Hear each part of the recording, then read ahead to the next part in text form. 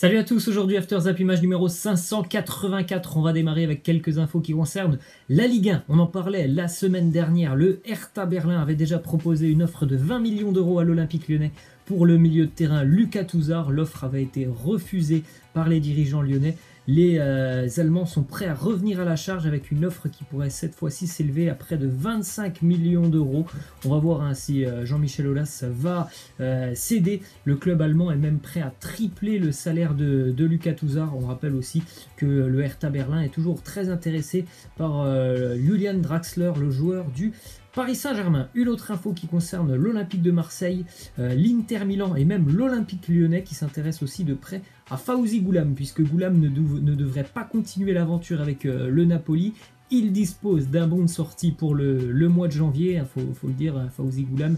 Visiblement, il n'entre pas dans les plans de Gennaro Gattuso. Il n'a pas beaucoup joué sur cette première moitié de saison, Fawzi Ghoulam. Donc, il faut espérer pour lui qu'il va pouvoir quitter Naples et se relancer un petit peu. Donc, quand même, des pistes plutôt intéressantes pour lui, Marseille et l'Inter Milan. Pour l'Olympique de Marseille, le seul problème déjà, c'est que voilà, le salaire de Ghoulam avec le Napoli est très élevé et ça pose déjà problème pour les Olympiens. On sait tous que du côté de Marseille, il n'y a pas forcément beaucoup de liquidité, donc ça pose déjà un petit peu problème. Ensuite, une autre info selon laquelle les Girondins de Bordeaux recherchent activement un attaquant. Deux pistes pour les Bordelais. On a l'attaquant de Séville, l'attaquant israélien Mounas Dabour, et l'attaquant croate de la Roma, Nikola Kalinic. Bon, ça semble aussi être compliqué quand même pour les Girondins. Là aussi, encore une fois, c'est une question de salaire, puisque ce sont deux joueurs qui ne jouent pas forcément beaucoup dans leur club respectif.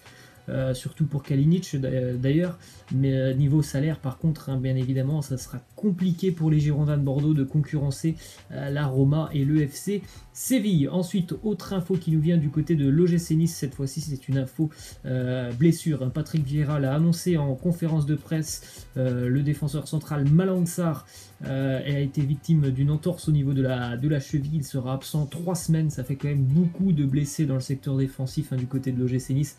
Il y a à peine un mois, les Niçois avaient quand même perdu Youssef Attal quasiment jusqu'à la fin de saison. Là, c'est un défenseur central qui sera là aussi absent pour 3 semaines à un mois. Ça fait beaucoup pour le jeune effectif niçois. Ensuite, on part du côté de l'Espagne où les socios du Barça ont encore parlé. Il y avait encore un sondage qui a été réalisé auprès des supporters catalans, comme hier. On rappelle, hier, les supporters catalans souhaitaient le départ de Ernesto Valverde, l'entraîneur. Et bien aujourd'hui, la question leur a été posée: quel joueur voulez-vous voir partir? Ils ont répondu, Ousmane Dembélé. Les supporters catalans veulent tout simplement que Dembélé quitte le club. 72% des supporters barcelonais suggèrent donc aux Catalans, au club, de le vendre tout simplement. Et il y avait une liste de joueurs, il a quand même récolté près de 25% sur cette liste de joueurs, Ousmane Dembélé. C'est sûr que souvent blessé, et le comportement aussi, ce qu'on peut entendre bien évidemment, ça n'aide pas Ousmane Dembélé à on va dire, entrer dans le cœur des supporters catalan. On part en Angleterre les amis avec une déclaration de Mikel Arteta qui revient sur la défaite de Arsenal hier face à Chelsea lors d'un derby londonien. Les Gunners qui étaient plutôt pas mal partis dans ce match, ils menaient 1-0 jusqu'à la 80e minute à peu près, puis tout s'est écroulé dans les 10 dernières minutes.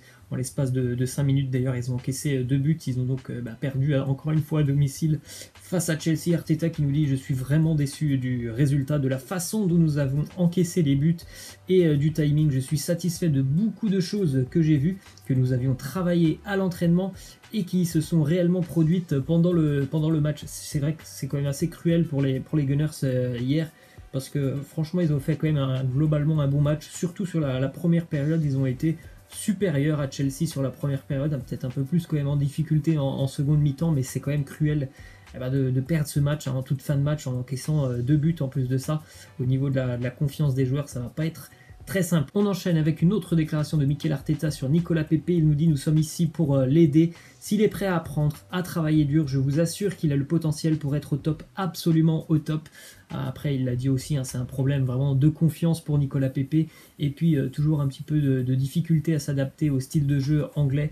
Après, nous, on le sait, on l'a déjà vu en Ligue 1 pendant plus d'un an, du côté de Angers, du côté de Lille l'année dernière.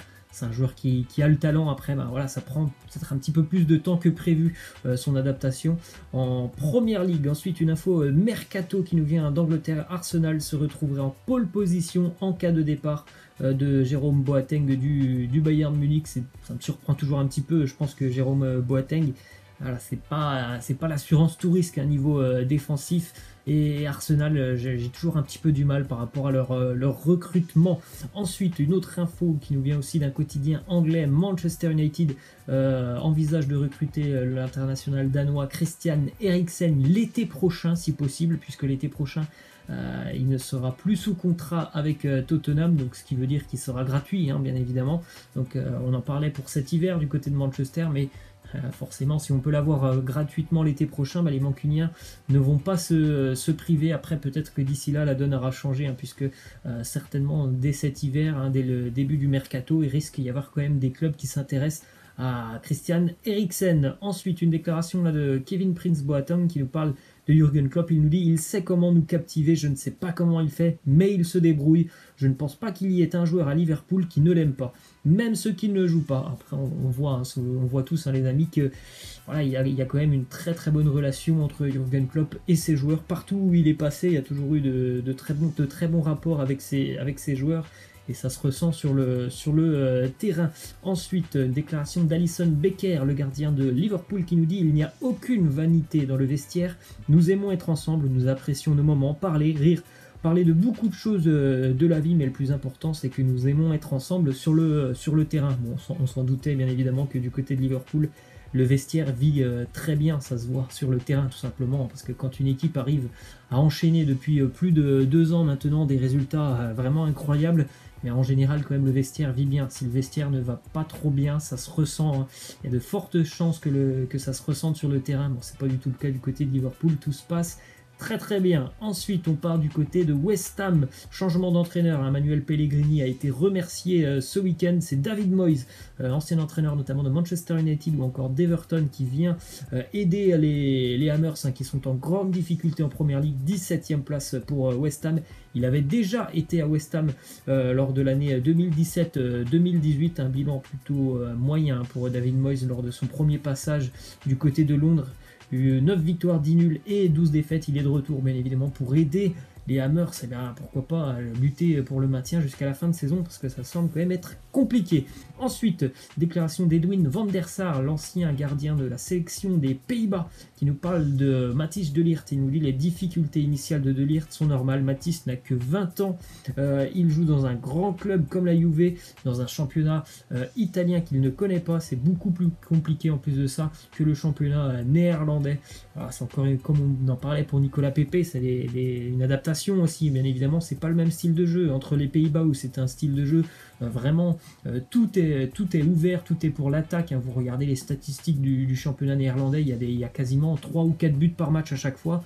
Championnat italien, c'est pas tout à fait la même chose. Autre déclaration de Van der Sar sur l'arrivée de Zlatan du côté de Milan. Il nous dit: c'est une excellente opportunité pour Ibra. Il peut retourner en Italie et profiter de ces dernières années, jouer et marquer pour amener les Rossoneri le plus loin possible. En tout cas, je pense que c'est une plutôt bonne nouvelle pour le groupe milanais. C'est un groupe assez jeune. Je pense qu'un leader comme ça peut aider, hein, les Milanais, qui ont eux aussi vécu une première partie de saison assez mouvementée.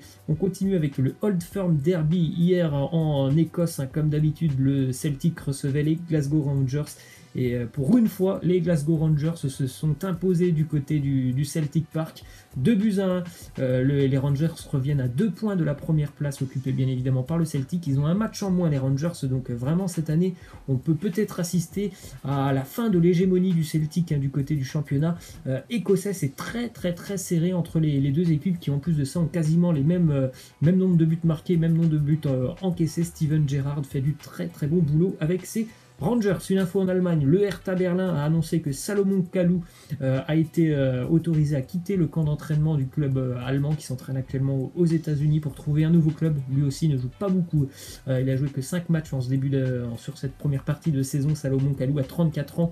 Ça va être un peu compliqué de retrouver certainement un grand club, peut-être une destination exotique pour Salomon Kalou. Ensuite, une info qui concerne Antoine Griezmann. Il vient de créer une société de chevaux de course avec son papa. Celle-ci est nommée Écurie Griezmann. Elle se situe à Mâcon, on sait que Griezmann est un passionné des courses de chevaux, il aime beaucoup le turf. On continue avec une info du côté du Paris FC. Mecha Bazdarevic a été limogé ce matin, le club parisien qui a failli monter en Ligue 1 l'année dernière, qui était l'une des meilleures défenses d'Europe et meilleure défense de Ligue 2 l'année dernière, est actuellement 19e de Ligue 2, 4 défaites consécutives.